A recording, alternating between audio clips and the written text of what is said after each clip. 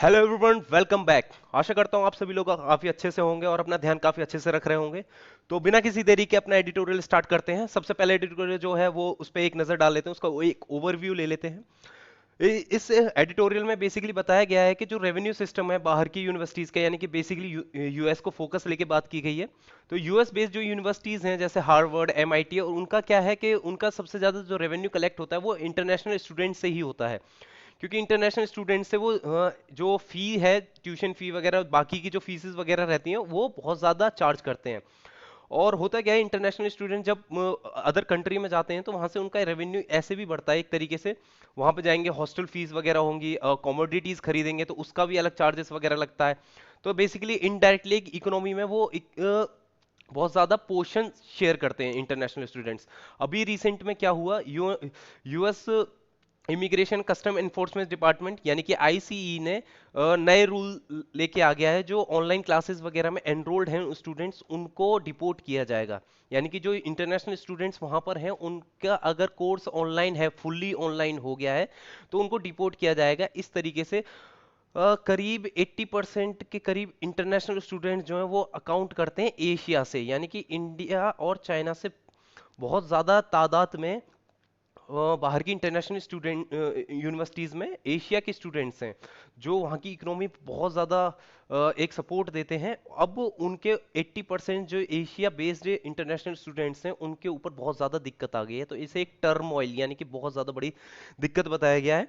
तो उसके बारे में इसमें बात की गई है कि जो रेवेन्यू स्ट्रीम था यूनिवर्सिटीज का वो एक कन्फाइंड रह गया था, सिर्फ एक ही इंटरनेशनल स्टूडेंट्स के ऊपर बेसिकली ज़्यादा कन्फाइंड रह गया था, क्योंकि पब्लिक फंड जो था वो ड्रास्टिकली चेंज कम होता चला गया था पास्ट फ्यू डिकेड से। यानी कि पिछले कुछ दशकों से जो उनका डिपेंडेंसी थी पब्लिक फंड पे वो काफ़ी कम हो गई थी, और इंटरनेशनल स्टूडेंट्स रहे या प्राइवेट इन्वेस्टमेंट वगैरह रहा उन पे ज़्यादा उसकी तरफ जा रहा था। तो अभी कहीं ना कहीं कोविड की वजह से वो सब इफेक्ट पड़ गया है। जो प्राइवेट इन्वेस्टमेंट है वो अभी इतना नहीं आ पाएगा, क्योंकि प्राइवेट इन्वेस्टमेंट जब ही होता है जब दूसरे को फायदा दिख रहा होता है। तो अभी वही कम हो गया पेंडेमिक की वजह से। तो उसकी वजह से बहुत ज्यादा जो इनका रेवेन्यू स्ट्रीम था, जो रेवेन्यू मॉडल था, वो कहीं ना कहीं डगमगा गया है। और कहीं ना कहीं वो जो एक सेल्फ रिलायंट थे एक ही बेस्ड पे, वो भी अब दिक्कत क्रिएट कर रहा है। तो उसी के बारे में बताया जा रहा है कि इस तरीके का आईसीई के रेगुलेशन वो और ज्यादा इफेक्ट डालेंगे इंटरनेशनल स्टूडेंट्स स्टूडेंट्स पे, यूनिवर्सिटीज पे, जो यूएस बेस्ड यूनिवर्सिटीज हैं। और एमआईटी और हार्वर्ड ने तो एक लॉ सूट भी फाइल कर दिया है against the US government and ICE. तो देखते हैं सारा कुछ इसमें अच्छे से ब्रीफली कि क्या क्या बोला गया है, अच्छे से देखते हैं कि क्या क्या और चीजें बातें इसमें कही गई हैं। शुरू करते हैं। सबसे पहले यूएसए, अगर इंडिया के रिस्पेक्ट में देखें तो कहाँ पर है, तो आपको दिखाई दे रहा होगा यूएसए बॉर्डरिंग कंट्रीज, कनाडा है ऊपर, और ये अलास्का जो कनाडा के ऊपर जो अगर हम नॉर्थ में जाएं ऊपर की तरफ तो ग्रीन में आपको दिख रहा होगा ये अलास्का, ये भी यूएसए का पार्ट है, तो कंफ्यूज नहीं होना है। ऊपर पिंक में जो कनाडा है, नीचे यूएसए के नीचे जस्ट नीचे मैक्सिको है। तो ये पूरा जो कॉन्टिनेंट है इसे नॉर्थ अमेरिकन कॉन्टिनेंट बोलते हैं, और ये नीचे साउथ अमेरिकन कॉन्टिनेंट दिख रहा होगा। तो साउथ अमेरिकन कॉन्टिनेंट की सबसे बड़ी कंट्री ब्राजील, और इधर नॉर्थ अमेरिकन कॉन्टिनेंट की सबसे बड़ी कंट्री कनाडा। तो याद रखना USA sandwich between the Canada and Mexico, यानी कि एक सैंडविच की तरह ऊपर नीचे इनके बीच में है, यानी कि बीच में बोल सकते हैं। तो आगे शुरू करते हैं। एक बार वीजा देख लेते हैं, कौन कौन से वीजाज होते हैं जो स्टूडेंट्स को दिए जाते हैं। तो तीन तरह के वीजा होते हैं basically, F1, J1, M1। F1 क्या होता है, जो किसी प्रोग्राम जैसे 18 से ज्यादा घंटे का अगर वीकली उसका प्रोग्राम है, टोटल क्लासेस हैं, तो उसको F1 वीजा लेना पड़ता है। और इसमें ये ग्रेजुएट और अंडर ग्रेजुएट दोनों के लिए होता है, और ये खासकर ज्यादातर जैसे MS अगर कोई करने जा रहा है, MBA वगैरह करने जा रहा है, तो उनके लिए होता है F1 visa. Z1 visa exchange visa होता है एक तरीके से, जो जैसे क्या कहते हैं, इंडियन यूनिवर्सिटीज एक टाइप या किसी एक MOU के थ्रू साइन करती हैं, तो उस टाइम पे क्या होता है, एक्सचेंज होता है, एक्सचेंज प्रोग्राम होता है कि एक लिमिटेड टाइम के लिए हमारे स्टूडेंट्स या टीचर्स उधर जाएंगे, तो उनको Z1 एक्सचेंज वीजा दिया जाता है। तीसरा वीजा है M1, ये वोकेशनल और नॉन एकेडमिक स्टूडेंट्स वीजा होता है, यानी कि जो वोकेशनल या टेक्निकल स्कूल्स होते हैं उनके लिए जो सीट फिक्स रहती हैं उनके लिए ये M1 वीजा दिया जाता है, और ये लिमिटेड होता है। यानी कि यही एक वीजा है जिस पे टाइम स्पेंड दिया जाता है कि इतने टाइम तक आपको रहना है, अगर उससे ज्यादा अगर आप रहे तो आपको रहने नहीं दिया जाएगा। तो ये M1 वीजा, याद रखना है 3 तरह के स्टूडेंट्स वीजा होते हैं यूएसए के, F1, J1, M1। तो शुरू करते हैं अपना एडिटोरियल, बाकी की चीजें।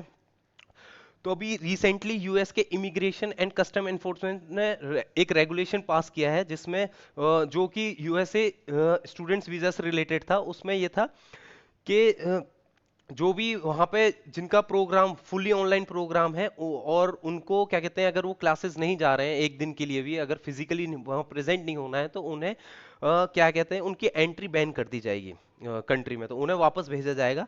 तो उनको उनके ऊपर एक रिस्क होगा डिपोर्ट करने का, वो भी बढ़ गया है। तो यही सब चीजें हैं। तो एक तरीके से ये इम्पैक्ट डाल रहा है सीधे स्टूडेंट्स के माइंड पे भी, फिजिकली भी, मेंटली, क्योंकि बहुत ज़्यादा दिक्कत में आ चुके हैं एशिया बेस्ड जितने भी हमारे इंटरनेशनल स्टूडेंट्स हैं। इसमें खासकर इंडिया और चाइना से बहुत ज़्यादा स्टूडेंट्स वहाँ पे रहते हैं।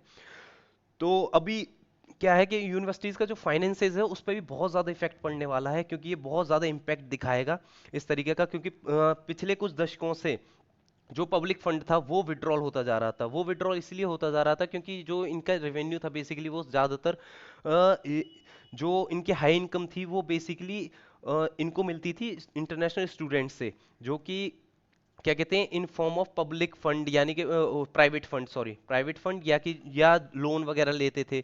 तो वहां से इनका फंड जो था बहुत ज्यादा मिलता था इनको, क्या कहते हैं।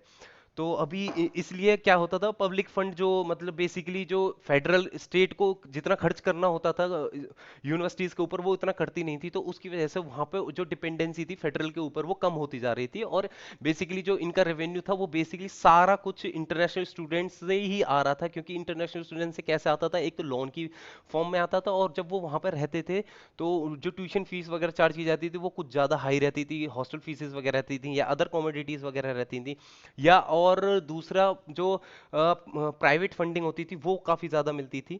तो अभी यही है कि जो डोमेस्टिक स्टूडेंट्स हैं उनसे ज़्यादा इंटरनेशनल स्टूडेंट्स से बहुत ज़्यादा लोन वहाँ पे लेना पड़ता था, और उनसे प्राइवेट लोन वहाँ पे लेना पड़ता था उनको अपना सर्वाइवल के लिए। तो एक तरीके से वहाँ की इकोनॉमी में बूम होता था। तो अभी यही है कि क्या कहते हैं, अगर इस तरीके के इंटरनेशनल स्टूडेंट्स ही कम हो जाएंगे तो इनका रेवेन्यू कम हो जाएगा, तो कहीं ना कहीं इनडायरेक्टली वहाँ के लोगों पे ही इम्पैक्ट पड़ेगा। अभी ट्रम्प जी ने जरूर बोल दिया है कि क्या कहते हैं, बेसिकली ये जो फैसला लिया है ये अपने इलेक्शन के आते हुए उस टाइम के लिए लिया है कि हमारे अमेरिका में बहुत ज़्यादा एशियंस या अदर कंट्रीज के बहुत ज़्यादा आते जा रहे हैं। तो उसको एक वही कि अमेरिका को ग्रेट बनाना है, तो उसके लिए उसमें लिया है। लेकिन बेसिकली इनडायरेक्टली उनको ही लॉस ज्यादा होने वाला है, और इससे इंटरनेशनल स्टूडेंट्स यानी कि स्टूडेंट्स की कम्युनिटी पे बहुत ज्यादा इफेक्ट पड़ रहा है। तो इसी वजह से इस इस डिलेमा की वजह से कि जो इनका रेवेन्यू है वो काफी कम हो जाएगा, तो इसलिए हार्वर्ड और एमआईटी ने तो लॉ सूट भी फाइल कर दिया है। तो आगे और देखते हैं आगे और क्या बातें की जा रही हैं।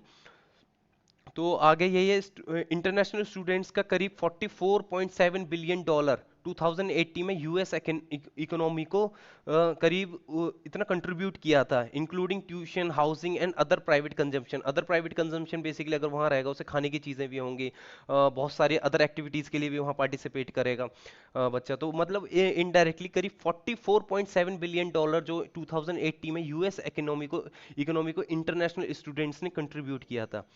तो अभी यही है, कोविड 19 की वजह से वैसे ही फाइनेंशियल जो प्लानिंग है वो कहीं ना कहीं आसपास ही घूम रही है, और बहुत ज़्यादा दिक्कत हो ही गई है, पूरी तरीके से खस्ता हालत हो चुकी है।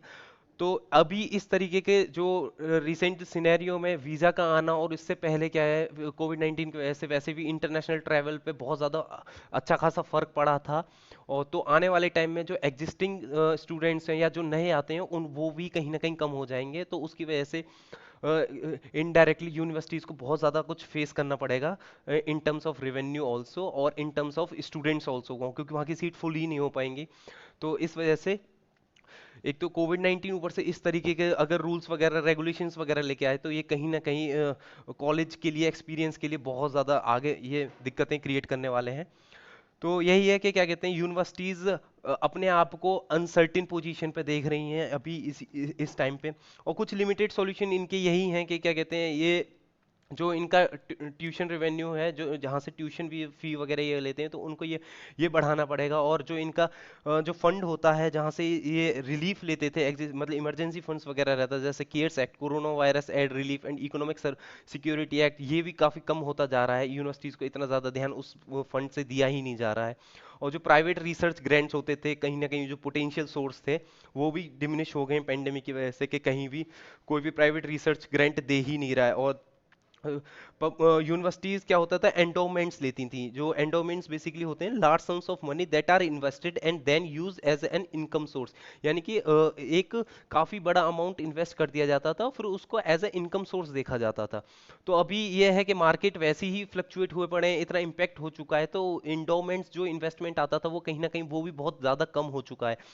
तो जो अंडरलाइन कैपिटल है उनको वो टच नहीं कर सकते हैं, और उनकी जो पॉलिसीज हैं या पोटेंशियल जो रेस्ट्रिक्शन दे रखे हैं वहाँ के डोनर्स ने, उसकी वजह से वो जो कैपिटल है उसमें भी ये फेर बदल नहीं कर सकते हैं, क्योंकि स्ट्रिक्टली यूनिवर्सिटीज की पॉलिसीज बन चुकी हैं एक, उसको वो छेड़ नहीं सकते हैं। और डोनर्स हैं उनका भी कुछ मतभेद रहता है, क्योंकि एज पर डोनर्स काफ़ी ज़्यादा इन्वेस्ट करते हैं उस जगह पे, और वो नहीं चाहेंगे कि उनसे बिना पूछे या उनके अगेंस्ट यूनिवर्सिटीज़ या ये इस तरीके के फैसले ले। तो वही है कि क्या कहते हैं, IC regulation affecting an important revenue source के, जो आईसी का नया रेगुलेशन है वो बहुत ज़्यादा इम्पैक्ट डालेगा और बहुत ज़्यादा रिवेन्यू सोर्सेज पे इफेक्ट डालेगा। एमआईटी और हार्वर्ड ने तो लॉ सूट फाइल कर ही दिया है, जैसा कि आप बताया कि यूएस डिपार्टमेंट की होमलैंड सिक्योरिटी और आईसीई पर। और इस तरीके की डिस्कशंस भी होने लगी हैं कि लूप होल के थ्रू, जो लूप होल्स होते हैं उसके थ्रू वो डोनेशन लेंगे और एडमिशन्स वगैरह लेंगे। इस तरीके के काफ़ी मतलब चीज़ें आ रही हैं।